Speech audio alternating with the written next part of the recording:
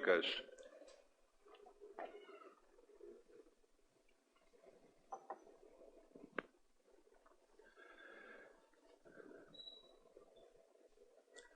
Primeiro Crônicas, capítulo 13.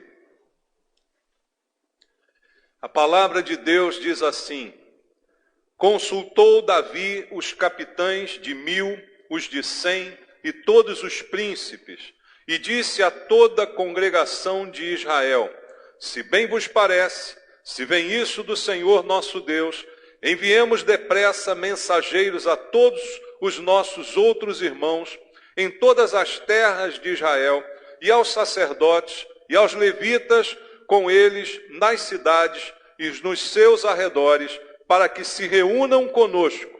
Tornemos a trazer para nós a arca do nosso Deus, porque nos dias de Saul não nos valemos dela. Então toda a congregação concordou em que assim se fizesse, porque isso pareceu justo aos olhos de todo o povo. Reuniu, pois, Davi a todo Israel, desde Sior do Egito até a entrada de Amate, para trazer a arca de Deus de Quiriate Jearim. Então Davi, com todo Israel, subiu a Baalá, isto é, a Quiriate Jearim, que está em Judá, para fazer subir dali a arca de Deus, diante da qual é invocado o nome do Senhor, que se assenta acima dos querubins. Puseram a arca de Deus num carro novo e a levaram da casa de Abinadab, e Uzá e Aiô guiavam o carro. Davi e todo Israel alegravam-se perante Deus com todo o seu empenho, em cânticos, com harpas, com alaúdes, com tamborins, com símbolos e com trombetas. Quando chegaram à eira de Quidom, estendeu Uzá a mão à arca para a segurar, porque os bois tropeçaram. Então a ira do Senhor se acendeu contra Uzá e o feriu, por ter estendido a mão à arca, e morreu ali perante Deus. Desgostou-se Davi, porque o Senhor irrompera contra Uzá, pelo que chamou aquele lugar Perez Uzá até o dia de hoje. Temeu Davi a Deus naquele dia e disse: como trarei a minha arca de Deus? Pelo que Davi não trouxe a arca para si, para a cidade de Davi, mas a fez levar à casa de Obed-edom, o geteu. Assim ficou a arca de Deus com a família de Obed-edom 3 meses em sua casa. E o Senhor abençoou a casa de Obed-edom e tudo o que ele tinha. Amém. Pai, nós lemos a tua palavra, Pai, e agora nós precisamos entender aquilo que lemos. Precisamos entender a razão do Senhor nos ter deixado esta mensagem. Precisamos, Deus, conhecer a tua palavra, os teus princípios, para que nós não venhamos a incorrer em erros, Pai. Que o Senhor, pela tua palavra, ilumine o coração de cada um de nós, trazendo a verdade que liberta do erro, do engano, para que a nossa vida, o nosso procedimento esteja de acordo com a tua vontade. Por isso eu te peço, ó Deus, fala ao nosso coração. Nenhum de nós veio aqui ouvir homens com filosofias e doutrinas, mas nós viemos ouvir a palavra que procede do Senhor. E para isso entrego a minha vida a Ti e peço a Deus que eu seja um instrumento em Tuas mãos e que o Senhor me encha com a unção do Teu Espírito, para que eu seja capaz de ministrar a palavra sem deturpação, para que o Teu povo ouça a Tua voz esta noite e todos nós sejamos, por Deus, abençoados. É o que te pedimos juntos em oração, em nome de Jesus. Amém. Podem sentar, meus irmãos. Amados, aqui está um episódio na vida de Davi, em que ele toma uma decisão que a princípio parecia acertada, porque Davi, como líder daquela nação, tinha uma preocupação naquele momento. A preocupação de que o povo não estava mais tão avivado. A preocupação de que as pessoas não adoravam mais a Deus como antes. Sua preocupação era que a religiosidade das pessoas estava num nível inferior. Seu contato com Deus, sua adoração, já não era como foi um dia. Então a intenção de Davi é restaurar a adoração em Israel. A sua intenção é muito boa. Aquilo que ele deseja fazer é digno, é justo. E por isso ele convoca o povo com o propósito de trazer ali um consenso do que eles deveriam fazer. E houve um consenso no meio do povo, e tudo parecia muito bem acertado. Vamos trazer a arca para Jerusalém, vamos trazer a arca da aliança para cá, porque isso vai avivar a nossa fé, isso vai restaurar a nossa adoração. Então tudo está transcorrendo muito bem a princípio, mas esse texto traz algumas lições importantes para a nossa vida, lições práticas, de que nem tudo aquilo que tem boa intenção tem, na verdade, um respaldo na palavra de Deus.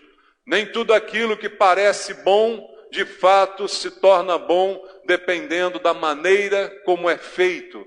Então, a maneira como fazemos as coisas muda também o sentido e o significado delas. Há várias lições aqui que nós queremos ver juntos esta noite. Principalmente aquilo que aconteceu com Uzá, o homem que morreu nesse episódio, segundo o texto que nós lemos aqui. Veja, a primeira lição que esse texto traz para mim é que as coisas certas, elas devem ser feitas da maneira certa. Às vezes nós queremos fazer o que é certo, mas acabamos por fazer o que é certo da maneira, do modo errado. E isto não tem valor diante de Deus. O que é certo deve ser feito da maneira certa. Há um engano quando nós pensamos que o que importa é o resultado final. E aí, para atingir aquele resultado final, não importam os meios de que eu me utilizo para chegar àquele resultado. Isso é um erro. Importam sim os meios. Os meios que nós utilizamos devem ser meios dignos, corretos, devem ser coisas lícitas para que o objetivo bom seja alcançado. Então, aquilo que é certo deve ser feito da maneira certa. Não adianta eu fazer tudo de forma errada e no final dizer, mas o resultado foi bom, mas o resultado foi vantajoso. Isso não importa aos olhos de Deus, e esse texto é uma evidência disso. Também me diz esse texto, um ditado que às vezes eu uso aqui na igreja, que é popularmente conhecido, de boa intenção, o inferno está cheio. Também está aprovado nesse texto. Boa intenção apenas não é suficiente para nós conseguirmos um resultado aceitável e eficaz. Como eu disse a você, a intenção de Davi era maravilhosa. O desejo dele era muito bom. O que ele queria? Restaurar a fé, restaurar a adoração, dar mais ânimo àquele povo no sentido espiritual. Isso é uma boa intenção, mas a boa intenção também não garante que a gente vai realizar as coisas da maneira certa. Então não basta boa intenção, porque se apenas tivermos isso, mas não fizermos as coisas do modo correto, a falha vai chegar, o erro vai acontecer e certamente o resultado vai ser muito pior do que aquilo que a gente espera.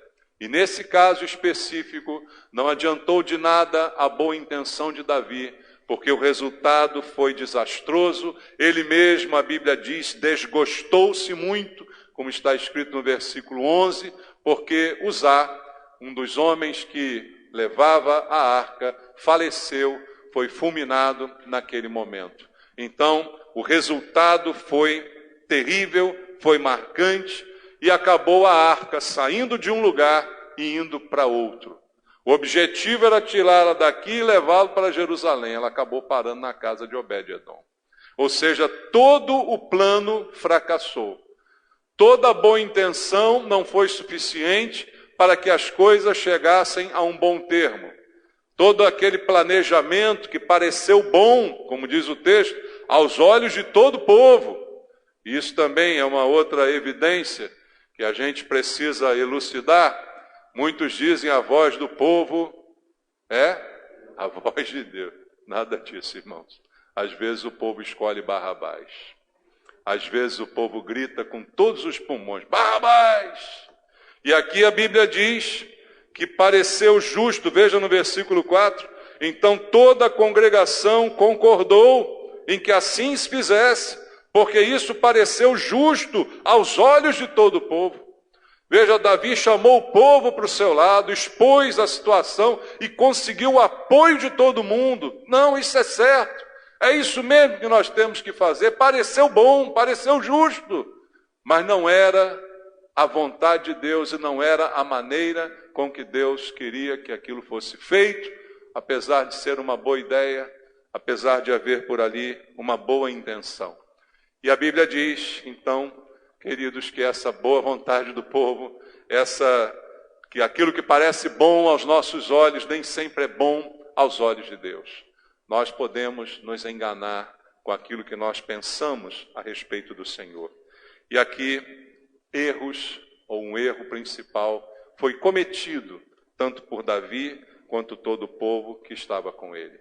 O versículo 8 diz assim: Davi e todo Israel alegravam-se perante Deus com todo o seu empenho, em cânticos, com harpas, com alaúdes, com tamborins, com símbolos, com trombetas. Diz aqui o texto que houve uma grande noite de louvor. Talvez se fosse hoje as igrejas chamariam de quê? Louvorzão. Você já ouviu isso? Houve um louvorzão naquele dia. Um louvorzão tremendo. Davi, todo o povo junto, se alegrando, todos os instrumentos tocando, tudo aquilo acontecendo de forma maravilhosa e uma multidão. Olha, irmãos, o culto naquele dia estava cheio. O culto naquele dia estava lotado. E todo mundo estava feliz e alegre. Aí a Bíblia vai me ensinar que isso nem sempre é garantia da vontade de Deus estar sendo feita, está sendo realizada. Às vezes há uma multidão, mas a vontade de Deus não está sendo respeitada. Às vezes há muito louvor, muita festa, muita alegria, mas a vontade de Deus não está sendo cumprida. Então, coisas também para nós analisarmos. Diz o versículo 11, desgostou-se Davi, porque o Senhor irrompera contra Uzá, pelo que chamou aquele lugar Perez, Uzá, até o dia de hoje. Veja, teve cântico, teve tudo de bom, mas terminou em tragédia. Terminou em morte. Terminou em algo que não agradou ao Senhor. Veja, o verso 8 fala desse cântico pomposo, uma adoração muito bacana, não é? Com muitos instrumentos aqui mencionados. Veja, não foi um culto, como a gente pode dizer, tradicional. Foi um culto animado, foi um culto de dança, foi um culto de louvor, de cânticos, de alegria. Davi certamente tinha o hábito de dançar na presença de Deus, provavelmente ali dançou com todos os irmãos. Então veja, queridos, o que comprova que as coisas estão sendo de acordo com a vontade de Deus, não é a forma do culto, não é o que a gente faz no culto, mas é realmente se isso está diante da vontade de Deus. Então nós não podemos olhar para um culto assim ou assado e dizer esse é bom, esse é ruim, esse é frio, esse é quente, porque o objetivo do culto é agradar a Deus e não agradar a mim, e não fazer com que eu me sinta bem. Eu gostei hoje porque hoje teve alegria, hoje teve louvor. Não, eu gosto mais quando é tudo mais calminho, porque eu sou uma pessoa mais calminha. Isso não está em jogo. Não é isso que vai determinar se aquilo que estamos fazendo agrada ou não a Deus. E aqui nesse exemplo teve tudo de bom e do melhor, louvor de grande qualidade, vários instrumentos, Davi dançando e participando com todas aquelas pessoas, e no entanto isso tudo fracassou. E por que fracassou? Porque Deus não gostou. Por que Deus é tão rígido assim? Talvez pensem alguns. Porque Deus matou Uzá. Uzá estava carregando a arca, cuidando do carro de boi que levava a arca. O boi tropeçou, a arca iria cair no chão, poderia quebrar, sofrer algum dano, algum arranhão. Uzá vai tentar salvar a arca. Por que ele é fulminado? Porque Deus é tão rigoroso assim, poderiam pensar alguns. E aí, amados, é que a coisa fica séria, a gente precisa aprender essa lição. Há uma razão para esse fracasso. Deus não faz as coisas de maneira irresponsável. Há uma razão para as coisas acontecerem assim. Veja no versículo 7 o que está escrito. Puseram a arca de Deus num carro novo e a levaram da casa de Abinadab. E Uzá e Aiô guiavam o carro. Veja, a intenção foi ótima, o preparo foi excelente. Davi colocou num carro novo. Era um carro de boi, não era uma Ferrari nem Lamborghini, mas era um carro novo. Era um 0 quilômetro, vamos dizer assim. Ele pegou do melhor, e a gente diz, para Deus tem que ser o melhor, mas tem que ser o melhor que Ele aprova. Não tem que ser o melhor segundo eu penso. Não tem que ser o melhor segundo o meu juízo e o meu julgamento. Tem que ser melhor segundo o que Deus determina. Intenção maravilhosa, mas mais uma vez falha no princípio da obediência. Por quê? Não houve, nesse caso, nem sacrifício, nem obediência. Sacrifício é uma palavra talvez mal entendida. A gente hoje, no Novo Testamento, dizemos com razão e verdade que não é mais necessário nenhum sacrifício. Por quê? Porque o único sacrifício real e verdadeiro foi feito por nós, por Jesus, na verdade, por nós, né? E aqui a gente vai celebrar daqui a pouco. É o único sacrifício. Eu não preciso mais sacrificar animais, porque o sangue de Jesus me purifica de todo pecado.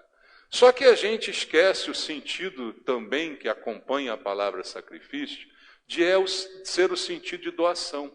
Veja, o apóstolo Paulo fala que o nosso culto racional, ele deve ser um sacrifício vivo, santo e agradável a Deus. O nosso culto a Deus deve ser um sacrifício. E aqui no caso, por mais que a intenção fosse boa, um carro novo foi comprado, dinheiro foi gastado para fazer isso, mas não havia um sacrifício e o pior, não havia a obediência. E por que eu posso dizer isso? Olhando para a Bíblia. Venha comigo aqui na Bíblia, em Êxodo, capítulo 25. Deus determina princípios, irmãos. Deus determina normas. Hoje, a igreja tem uma mania feia de dizer que Deus aceita qualquer coisa. Qualquer coisa que tenha boa intenção e seja de bom coração, Deus aceita. Você pode perceber isso em alguns lugares. Não, basta, Deus conhece o meu coração.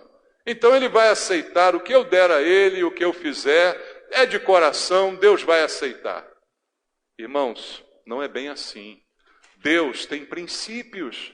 Deus determinou princípios para que as coisas fossem feitas. Deus tem princípios de comportamento e até para a adoração Deus tem princípios.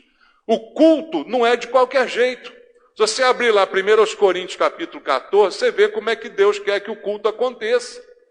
Não, o que importa é se a gente se reunir aqui, a gente faz um culto moderno, liberal, a gente faz assim, faz assado. O que Deus vai aceitar? Não vai aceitar, não. Tem coisas determinadas por Deus. Por isso eu insisto, é necessário fazer a coisa certa, mas da maneira certa.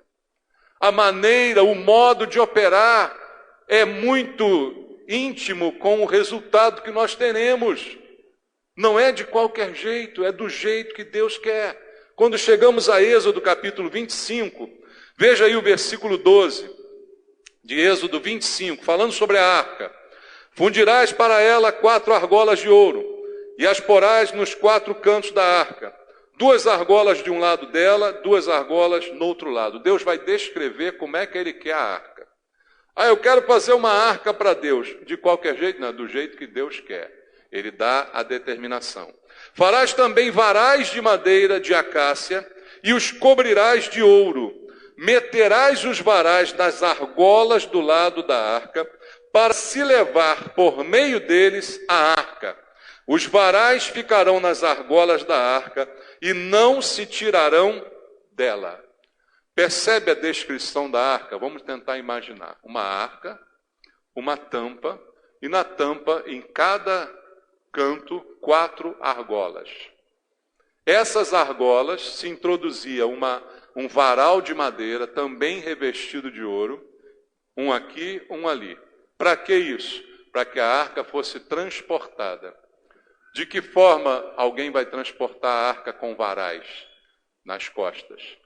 Cada um, 4 homens vão pegar em cada ponta e a arca vai ser transportada. Deus fez a arca, Deus determinou como seria a sua composição e disse até como ela deveria ser transportada. Para que os varais estão ali? Ainda diz mais, os varais não podem sair da arca. Mas a arca não vai se mexer, mas os varais estão lá. Mas ninguém vai levar a arca para lugar nenhum, mas os varais estão lá. Porque Deus mandou que fosse assim. Então não é o meu argumento que vai mudar a vontade de Deus, mas é aquilo que Deus determinou e que eu devo obedecer simplesmente. Essa era a maneira de transportar. Veja também em Números, capítulo 4, versículo 15. Um outro princípio da palavra de Deus está em Números, capítulo 4, versículo 15. Veja só o que diz. Havendo, pois, Arão e seus filhos, ao partir o arraial, acabado de cobrir o santuário e todos os móveis dele, então os filhos de Coate virão para levá-lo. Mas nas coisas santas não tocarão, para que não morram. São estas as coisas da tenda da congregação que os filhos de Coate devem levar. E aí vai falar aqui uma série de coisas. Mas nas coisas santas eles não podiam tocar. A arca permanecia no Santo dos Santos, o lugar que só o sumo sacerdote poderia entrar uma vez por ano. E não para brincar, nem para ficar tocando na arca, mas para oferecer ali o sacrifício pelo povo e por ele mesmo. Era assim que as coisas funcionavam. A arca não poderia ser tocada, e Deus disse, quem tocar vai morrer. Então, meu irmão, pensa bem comigo. Agora, não é hora da gente discutir porque Deus matou Uzá. Ah, mas era tão boa a intenção. Mas o carro estava no fim, mas não era para levar no carro. Mas não, ele tocou porque ia cair, mas não era para ter tocado, ela não era para ter caído, porque ela não era para estar num carro. Entende? No início já está tudo errado. Então agora eu vou tentar consertar, fica pior ainda. Como diz o ditado, é pior a emenda do que o soneto. Porque já comecei errado, já fiz errado, agora eu vou tentar remendar, fica pior ainda. Ah, ela o boi tropeçou, mas não era para ter nem boi na história. Era para estar lá, Uzá carregando pela haste, pelo varal. E aí não vai botar a mão na arca. Então a gente atropela tudo para depois questionar Deus. Por que Deus fez isso? Por que Deus parece mal? Será que não fui eu que não li o manual direito? Será que a culpa não é minha? É igual a gente quando compra o produto não sabe usar, né? Aí depois vai olhar, eu não li o manual. Por isso que ele não funcionou. A gente não gosta de ler o manual, o brasileiro não gosta de ler o manual, né, irmãos? Mas a gente tem um manual para ler, o manual é a Bíblia. E aí não é fazer do jeito que eu quero, da forma que eu quero, como me dá vontade. Ah, Deus aceita qualquer coisa. Desde que eu esteja dando, seja de boa vontade, de boa intenção. Deus tem mais a que aceitar. E se Ele não aceitar, eu procuro outro Deus. É assim que muita gente age. Mas as coisas não funcionam assim. E aqui a arca não foi transportada como deveria ter sido transportada. E por isso eu digo temor, obediência e sacrifício. O sacrifício era levar o peso da arca. Mas não, eu passei esse peso para os bois. Bois não podem servir a Deus. Deus vem, ele vai ser servido por homens, por mulheres, por gente, não por animais. Então não são os animais que têm que levar o peso da arca, são os homens. Mas não, eu botei num carro bonito, novo, 0 quilômetro, e achei com isso que estava fazendo uma coisa melhor do que aquilo que Deus determinou. Mas eu não posso achar que faço algo melhor do que Deus falou. O que Deus falou é muito melhor do que qualquer coisa que eu possa imaginar e tentar fazer. Então, amados, a gente precisa aprender lições como essa. Porque senão no final as coisas dão errado e a gente fica querendo saber, mas por que deu errado? Mas por que as coisas não acontecem na minha vida? Por que deu errado? Por que eu não consegui? Por que não foi como eu queria? Eu fiz tudo certinho, fiz com boa intenção, fiz melhor do que Deus mandou. Ninguém é capaz de fazer melhor do que Deus manda. Eu não quero fazer nem mais nem menos, eu quero fazer o que está escrito. E é nesse momento que muitos de nós erram, muitas igrejas erram. A gente quer fazer mais do que está escrito. A gente quer inventar moda porque a gente não gosta muito das coisas que se repetem. E a Bíblia é a mesma. Há quantos anos a Bíblia é a mesma? Pensa nisso. Alguém mudou a Bíblia? Por mais que tentem, novas versões, novas palavras, mas a palavra de Deus não passa. E Jesus mesmo disse, ninguém pode acrescentar nada a ela, nem dela retirar, porque se isso for feito, maldição virá. E a gente precisa simplesmente olhar para a palavra. E aí, amados, não houve o temor necessário. Veja, houve a concordância do povo, estava todo mundo de acordo, né? Todo mundo votou favorável, Davi estava de acordo, o carro foi comprado, mas não era desse jeito que a arca deveria ter sido transportada. Os princípios de Deus foram deixados de lado. O que faltou, na verdade, foi o temor. A intenção era boa, mas o método estava errado. Pensa sobre isso. Vamos pensar sobre isso no nosso dia a dia. Muitas vezes a nossa intenção é boa. É boa, sim. É o melhor, a gente quer o melhor, mas não está de acordo com a palavra. E eu não posso melhorar a palavra. Eu não consigo torná-la melhor, eu não posso tomar o lugar de Deus e dizer, não, Deus, eu achei um método melhor. Olha, agora esse negócio de carregar no peso não dá mais não. A gente agora tem controle remoto, Senhor. Poxa, né? Não vamos mais fazer esforço, poxa. Eu boto num carro, boto numa empilhadeira, faço alguma coisa melhor. E a gente acha que pode, de alguma forma, melhorar aquilo que está escrito. Esse é o nosso grande erro. E depois desse erro, sabe o que vem? A decepção. A Bíblia diz, Davi desgostou-se muito pelo que aconteceu. Ficou desgostoso. Poxa, eu fiz o melhor, eu me empenhei, eu dancei como nunca nesse culto, nós cantamos o melhor louvor, nós fizemos o melhor, Senhor. Por que esse homem morre agora? Isso foi uma ducha de água fria em todo mundo. Mas essa é a consequência. Essa é a consequência que espera cada um de nós, quando nós fizermos as coisas certas da maneira errada. Então, amados, vamos pensar, vamos refletir. Faltou, na verdade, o que veio depois, o temor. Quando há o temor, a gente não se atreve a fazer certas coisas. A gente não se atreve a tocar em certas coisas. Há certas coisas que não podem ser tocadas. Veja, Deus é um Deus de amor, é um Deus de liberdade, Deus é um Deus maravilhoso, mas há certas coisas que Ele diz não. A Adão e Eva, Ele deu o mundo inteiro, mas disse, essa árvore você não pode tocar. Você pode tocar em tudo, mas na arca você não pode tocar. Há algumas coisas que nós não podemos tocar. Nós não temos toda essa liberdade que a gente imagina que tem. Temos muitas bênçãos de Deus. Temos liberdades maravilhosas, como eu disse hoje de manhã. Há um jugo. É suave, como disse Jesus, mas existe. Ele não simplesmente tirou o jugo pesado. Ele tirou o jugo pesado, mas colocou outro, suave, leve.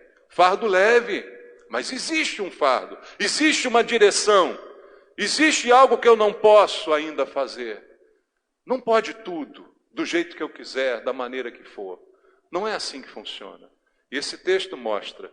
E diz o versículo 12, depois que Davi se desgostou, está escrito assim: temeu Davi a Deus naquele dia e disse, como trarei a mim a arca de Deus? Só depois do acidente, só depois da morte de Uzá, que Davi temeu ao Senhor. Aí eu pergunto, será que alguma coisa ruim tem que acontecer para a gente temer a Deus, irmãos? Será que alguma tragédia precisa acontecer para a gente, então? Poxa, não é só de oba-oba, não é só de dança, não é só de boa intenção que Deus vive. Então, será que alguma coisa ruim tem que acontecer? No caso de Davi, foi assim. Ele reconheceu a sua indignidade para esse trabalho, ele temeu a Deus. E aí ele clamou a Deus, o verso 12 diz, como trarei a mim a arca do Senhor?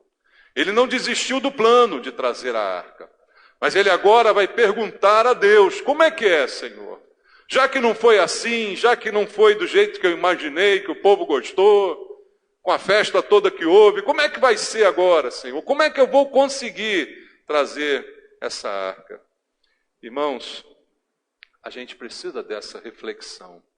A gente precisa dessa pergunta. Como é que eu vou fazer? Eu sei que preciso fazer, mas de que maneira eu devo fazer? Com que intenção, com que coração eu devo fazer as coisas? É de mim mesmo? Ah, Deus tem que aceitar, já estou fazendo. Alguns podem até pensar assim, eu já estou fazendo, então Deus aceite. Mas não é assim que funciona. E a evidência está aqui. Há males que podem ser evitados, há tristezas que podem ser evitadas. E Davi não precisava ter passado por esse momento de desgosto, era só ter feito o que fez depois. Porque a história bíblica vai mostrar que depois ele fez da maneira certa. Aí as coisas deram certo. Era só ter feito certo desde o início. Fala sério, irmãos, não é melhor fazer certo desde o início? Será que a gente precisa quebrar a cara para aprender? Será que a gente precisa sofrer na pele para depois então endireitar? Eu acredito que Deus, como diz a Bíblia, disciplina quem Ele ama. Ele corrige ao filho que ama. Então, muitas vezes vamos ser corrigidos por Deus. Mas o que é melhor? Ser corrigido ou fazer de uma forma que nem precise dessa correção? Não é? O que é melhor? Sempre obedecer ou precisar apanhar para aprender? Às vezes você tem filhos diferentes que reagem de forma diferente, né? Tem filho que só aprende na pancada. E tem outro que vê o outro apanhando e fala, opa, eu vou ficar bem aqui, porque eu não quero apanhar não. E aí nem se atreve. Eu acho melhor ser esse segundo filho aí, irmãos. Né? Você está vendo que não é por aí? Então não precisa apanhar. Não precisa. Há outras alternativas, há outra maneira de fazer. E aí a Bíblia vai mostrar que Davi vai fazer de forma completamente diferente. Veja aqui o capítulo 15, no mesmo livro. Só virar uma página aí. Fez também Davi casas para si mesmo na cidade de Davi e preparou um lugar para a arca de Deus e lhe armou uma tenda. Olha aqui as coisas já mudando. Ele agora preparou um lugar. Primeiro ele falou, vou levar. Aonde você vai botar? Ah, depois chega lá a gente vê. Tem gente assim? Ah, eu vou fazer. Mas aí, o que você... quando chegar lá eu vejo o que eu vou fazer. Programação nenhuma, né? Preparação nenhuma. Não, é a Bangu, como se diz, né? Vou fazer. Não. Agora ele faz diferente, ele prepara um lugar. Então disse Davi, ninguém pode levar a arca de Deus, senão os levitas, porque o Senhor os elegeu para levarem a arca de Deus e o servirem para sempre. Agora ele está preocupado em ver quem é que vai conduzir a arca. Não pode ser qualquer um, tem que ser aqueles que Deus determinou. Davi reuniu todo Israel em Jerusalém para fazer subir a arca do Senhor ao seu lugar, que tinha preparado. Agora começa a agir diferente. Ele faz, mas ele faz com preparo. Ele faz, mas ele faz com programação. Ele para pensar. Irmãos, Deus deu cabeça para a gente pensar. Vamos parar de agir de forma irresponsável, fazer de qualquer jeito. Lá na frente a gente vê como é que vai dar. Depois a gente ajeita, né? Depois a gente conserta. Não, isso é para a vida. Isso é para a vida de cada um, em todas as áreas que você vai fazer. Tudo aquilo que você vai fazer, programe. Programe primeiro, prepare. Né? Prepare a sua vida financeira, prepare o seu casamento, prepare os seus planos, a faculdade, aquilo que você quer fazer. Programe. Não deixe as coisas acontecerem assim, de qualquer jeito. E aí Davi preparou. E as coisas começam a melhorar. Versículo 11, no capítulo 15. Chamou Davi os sacerdotes, Zadok, Abiatar, e os levitas Uriel, Asaías, Joel, Semaías, Eliel e Aminadab, e lhes disse, vós sois os cabeças das famílias dos levitas, santificai-vos vós e vossos irmãos, para que façais subir a arca do Senhor, Deus de Israel, ao lugar que lhe preparei. Pois visto que não a levastes na primeira vez, o Senhor nosso Deus irrompeu contra nós, porque não o buscamos segundo nos fora ordenado. Por aqui a gente percebe que Uzá e Aiô não eram levitas, não eram os que deveriam ter levado a arca, não eram aqueles que Deus designou. E aí Davi diz, não, eu preparei um lugar, agora vocês que vão fazer o serviço, também não vão chegar de qualquer jeito, se santifiquem primeiro. Quer fazer algo para Deus? Cuida da tua vida primeiro. Né? Quer cuidar da casa de Deus? A Bíblia diz, cuide da tua casa primeiro. Como você vai cuidar da casa de Deus se você não cuida da sua casa? Então a gente quer salvar o mundo, é como hoje a gente vê essa juventude aí, né? Quer salvar o mundo inteiro, mas não quer arrumar a cama do quarto. E aí, será que a gente vai por esse caminho também? Temos que nos preparar, temos que nos consagrar, temos que nos santificar, e aí as coisas vão começar a acontecer da maneira certa. Santificaram-se, temos que nos santificar, porque ele diz aqui, ó, não o buscamos segundo nos fora ordenado. Ele reconhece, eu não busquei a Deus da maneira como ele ordenou. Ah, mas tem uma maneira para buscar? Tem. Tem uma maneira para cultuar? Tem. Tem uma maneira para relacionar? Tem. Está descrita na Bíblia. Não é como eu acho que tem que ser. Já viu que hoje um monte de gente acha que a igreja tem que ser assim, a igreja tem que ser assado, aí quando não é, abre uma nova igreja, funda a sua, né? E vai fazer do jeito que ele acha que tem que ser. Né? Ou então vira crente em casa, né? Vira desigrejado, não, porque eu não quero igreja, eu quero minha maneira de adorar a Deus é assim mesmo. Você crê em Deus, eu creio, mas eu creio a minha maneira. Quantas pessoas já disseram isso para você, né? Um monte de gente já falou isso para mim. Eu creio em Deus, mas eu creio do meu jeito. Não tem o seu jeito, não tem a sua maneira, é o jeito de Deus. E aí Davi diz agora, vamos fazer do jeito que ele nos ordenou. E aí as coisas vão começar a mudar. Santificaram-se, pois, os sacerdotes e levitas para fazerem subir a arca do Senhor, Deus de Israel. E o verso 15, os filhos dos levitas trouxeram a arca de Deus aonde? Aos ombros, pelas varas que nela estavam, como Moisés tinha ordenado, segundo a palavra do Senhor. Simples, não é simples? Para que eu vou inventar a moda? Está lá a vara. Para que é essa vara? Para carregar.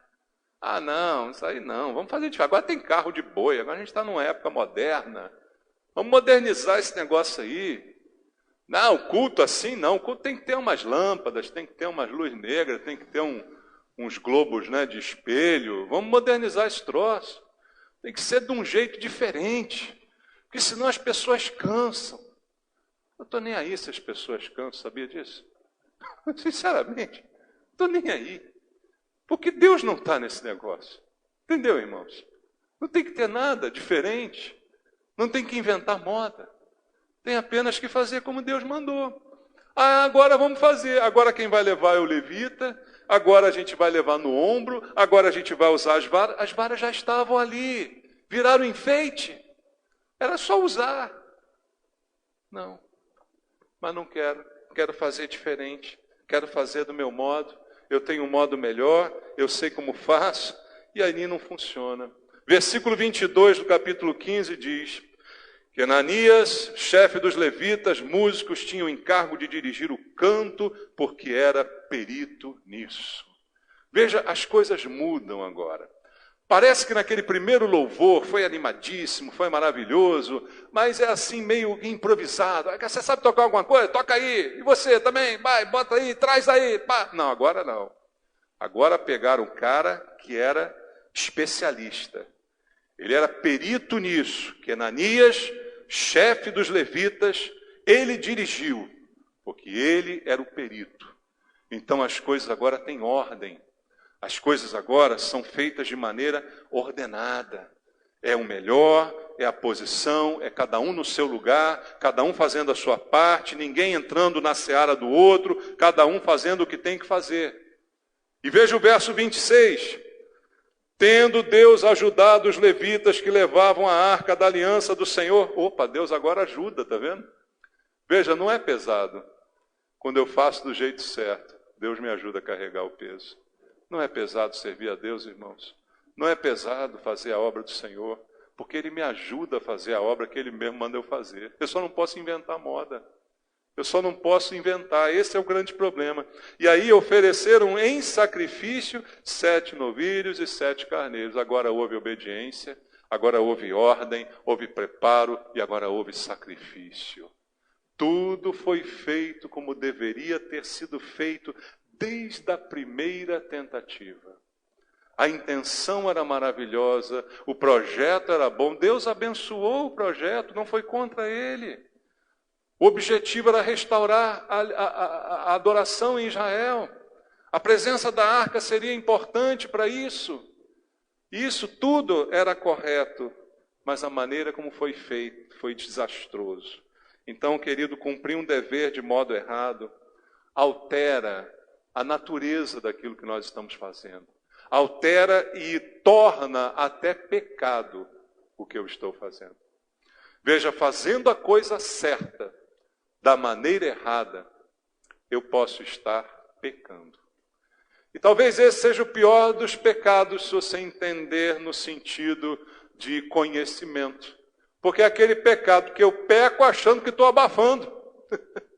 Entende? Aquele pecado que eu cometo achando que estou fazendo direito. Ele é mais ardiloso, porque ele me é oculto. Eu não consigo enxergar o erro. Aí acabo só colhendo as consequências. Então esse texto mostra que o dever deve ser feito, deve ser cumprido, mas deve ser feito da maneira certa. E eu quero deixar só uns textos para reflexão que confirmam isso. Em Provérbios capítulo 21, versículo número 4, diz assim: olhar altivo e coração orgulhoso, a lâmpada dos perversos são pecados. Veja, o que ele chama de lâmpada dos perversos? O olhar altivo e o coração orgulhoso. Isso é pecado. E quantas vezes o nosso olhar fica altivo, o nosso coração fica orgulhoso, porque achamos que estamos fazendo algo para Deus, algo maravilhoso, algo especial, algo diferente. E isso se torna pecado, porque não é feito da maneira como Deus deseja que seja realizado. Então, há uma reflexão que nós precisamos tomar. Há uma reflexão que nós precisamos fazer. O que eu tenho feito? De que forma tenho feito? Daqui a pouco nós vamos participar da ceia, e eu quero ler um último versículo em 1 Coríntios, no capítulo 11, que fala da ceia, do verso 17 ao verso 22. Que se torna um exemplo prático de tudo isso que a palavra está aqui nos ensinando. 1 Coríntios capítulo 11, do versículo 17 ao versículo 22, está escrito assim: nisto, porém, que vos prescrevo, não vos louvo, porquanto vos ajuntais, não para melhor, e sim para pior. Porque, antes de tudo, estou informado haver divisões entre vós, quando vos reunis na igreja, e eu, em parte, o creio, porque até mesmo importa que haja partido entre vós, para que também os aprovados se tornem conhecidos em vosso meio. Quando, pois, vos reunis no mesmo lugar, não é a ceia do Senhor que comeis, porque ao comerdes, cada um toma antecipadamente a sua própria ceia. E há quem tenha fome, ao passo que há também quem se embriague. Não tendes, porventura, casas onde comer e beber? Ou menosprezais a igreja de Deus e envergonhais os que nada têm? Que vos direi, louvar-vos-ei? Nisto certamente não vos louvo. Paulo faz uma repreensão porque a igreja estava fazendo a ceia. E a ceia é uma ordem de Deus, mas estava fazendo da forma errada. Está vendo? É certo fazer a ceia? É certo fazer a ceia. Mas pode ser do jeito que eu achar que deve ser feito? Não, tem que ser do jeito que Deus instituiu e mandou.